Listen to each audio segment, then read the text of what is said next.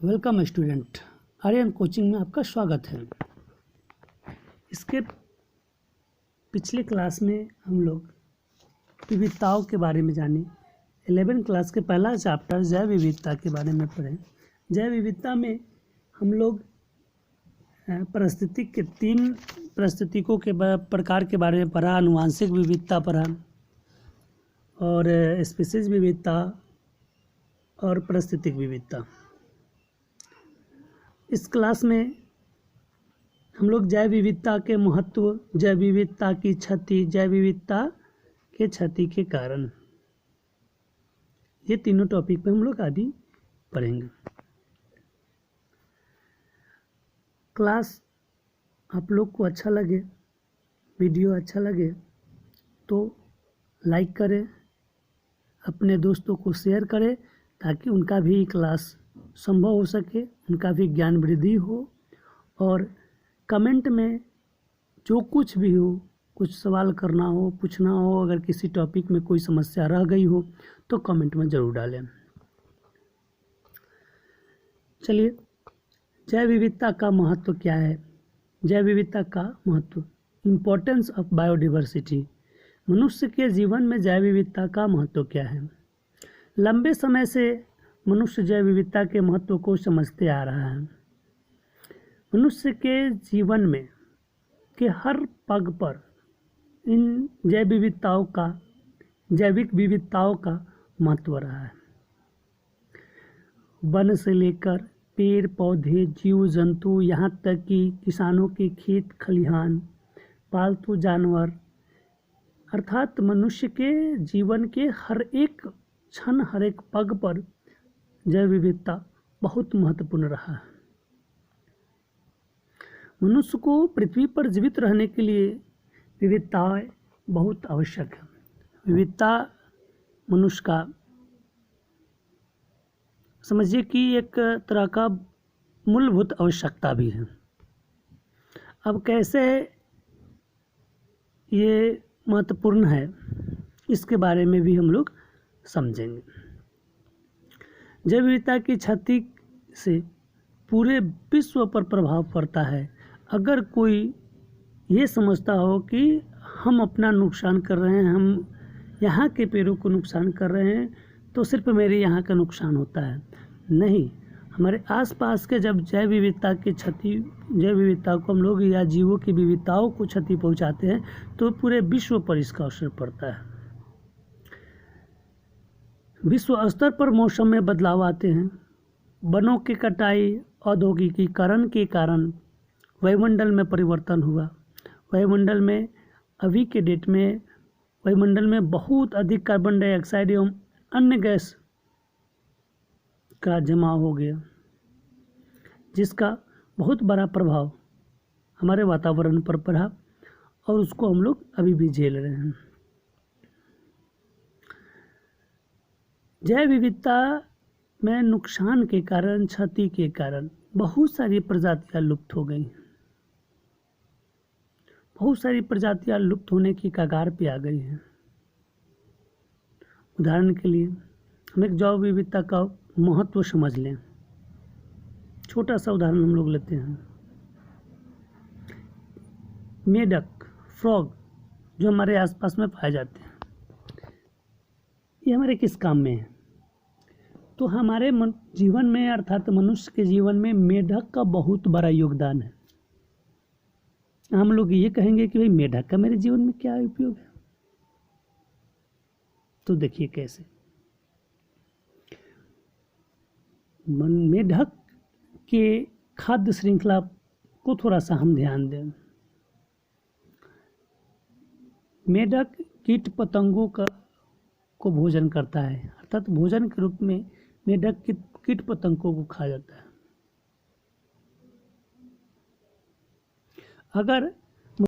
अगर मेढक कीट पतंगों को खाना छोड़ दे तो कल्पना कीजिए कि हमारे खेतों में टिड्डों की संख्या, कीट पतंगों की संख्या कितनी बढ़ जाएगी। वह विशाल मात्रा में हो जाएंगे और हमारे फसलों को बर्बाद करना शुरू कर देंगे। इस तरह से मेढक हमारे लिए उपयोगी भी है। तो अब समझ गए आप, आशा है कि समझ गए होंगे कि जैव विविधता में कैसे सभी एक दूसरे के लिए महत्वपूर्ण है। जैव विविधता के क्षति पर हम लोग ध्यान देंगे। पहला तो जैव विविधता के महत्व को समझे आप। जैव विविधता में क्षति क्या क्या है। तो इन विविधताओं में अगर हम किसी एक को नुकसान करते हैं तो हमारे सीधे पर्यावरण पर प्रभाव पड़ता है। अगर पर्यावरण पे हमारे प्रकृति पर प्रभाव पड़ता है तो किसी न किसी जीव का विलोप हो जाता है। अब चलिए, पृथ्वी पर जैव संपदा का तेजी से ह्रास होने का कारण है कि जैव विविधता पर नुकसान, जैव विविधता की क्षति। IUCN रेड लाइन के अनुसार विगत 500 वर्षों में लगभग 784 स्पीसीज यानी जीवों की जातियां विलुप्त हो चुकी हैं। इनमें से लगभग 338 से 39 रीढ़धारी विलुप्त हो चुके हैं, 359 से 60 अरीढ़धारी और 87 से 88 लगभग पादप यानी पेड़ पौधे की प्रजातियां विलुप्त हो चुकी हैं। कुछ जीव जो पृथ्वी से कुछ वर्ष पहले विलुप्त हो चुके हैं उनको हम लोग जानेंगे। उसमें है स्टीलर सी गाय रूस की, थाईलैसिन ऑस्ट्रेलिया की, शेर की 3 प्रजातियां लुप्त हो गई जो अफ्रीका की। पहला उसमें बाली, दूसरा जावन, तीसरा कैस्पियन। यह अफ्रीका के मुख्य प्रजातियां थी बाघ की जो विलुप्त हो गई। राष्ट्रीय अनुसंधान परिषद के अनुसार, संयुक्त राज्य अमेरिका के एक सर्वे के अनुसार 2100 वर्ष तक विश्व की लगभग आधी आबादी विलुप्त हो जाएगी, ऐसा उनका मानना है। इस सब का कारण जैव विविधता के किसी भी एक पार्ट्स के नुकसान के कारण है। जैव विविधता में अगर कोई भी एक इसके पार्ट्स को नुकसान पहुंचता है तो जैव विविधता में प्राणियों पर ये विलुप्तता का कारण सदृश हो जाता है। जैव विविधता के क्षति के कारण को हम लोग जानते हैं। आखिर हम लोग के पास जैव विविधता के महत्व को हम लोग समझ गए, जैव विविधता के क्षति को समझ गए कि क्या क्या क्षति हुआ है। अब इनके कारण को जानते हैं। जैव विविधता के कौन कौन से कारण हैं। तो पहला कारण आवासीय क्षति या विखंडन। जैव विविधता में वनों की धराधर कटाई। हम लोग देख रहे हैं पृथ्वी पर लगभग 14% भागों में वन फैला हुआ था, लेकिन आज रह कितना गया है? मात्र 6% भागों में वन रह गया है। भूमंडल के सबसे बड़े वर्षा वन अमेज़न में है, जिसके क्षेत्रफल में वनों के काटने के कारण बहुत प्रभाव पड़ा है। भारत में वर्षा वन का मुख्यालय केरल के साइटेल वैली क्षेत्र में है। तो ये पहला हो गया कि आवासीय क्षति। अब जितने भी जंगलों में जीव जंतु रह रहे हैं उनकी आवास का तो नुकसान हो ही रहा है ना। दूसरा हो जाता है अतिदोहन। अतिदोहन में आ जाता है कि मनुष्य भोजन या अपनी आवश्यकताओं की पूर्ति के लिए प्रकृति के बहुत सारी चीज़ों को नुकसान करने लगते हैं, है ना।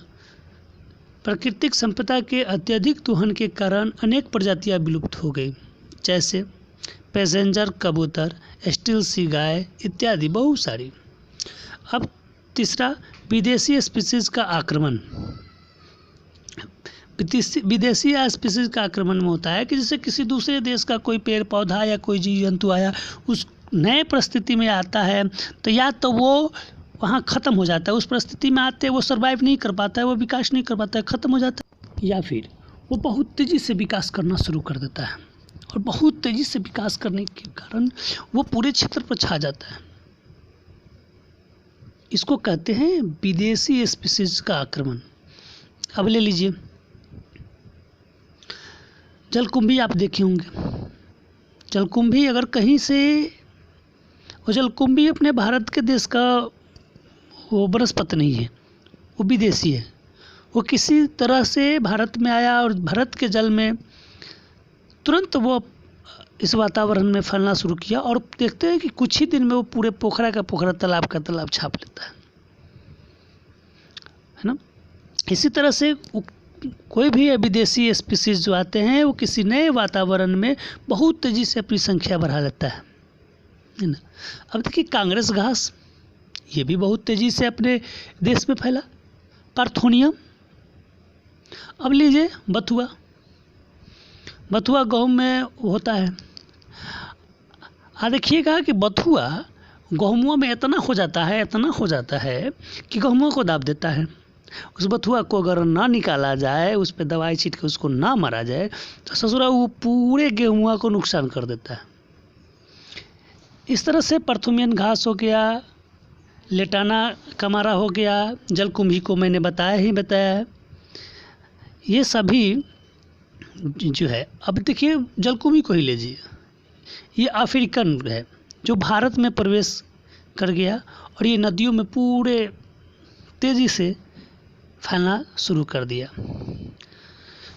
अब चलिए हम लोग सहविलुप्तता पर चर्चा करते हैं। आवासीय क्षति तो समझ गए, अति दोहन समझ गए, विदेशी स्पीशीज का आक्रमण समझ गए। अब हम लोग सहविलुप्तता में जैसे एक जीव दूसरे जीव पर आश्रित होकर जीता है, ऐसा बहुत सारा उदाहरण आप लोगों ने देखा होगा। देखिए सोचिए सहविलुप्तता का बहुत सारा डिफिनेशन हम लोग जानते हैं, हम लोग प्रतिदिन उससे सामना करते हैं। सहविलुप्तता में सिंपल डेफिनेशन ले लीजिए, आपके माथे का जू, आप मरते हैं, आपके माथे का जू भी साथ साथ दाह संस्कार में चला जाता है।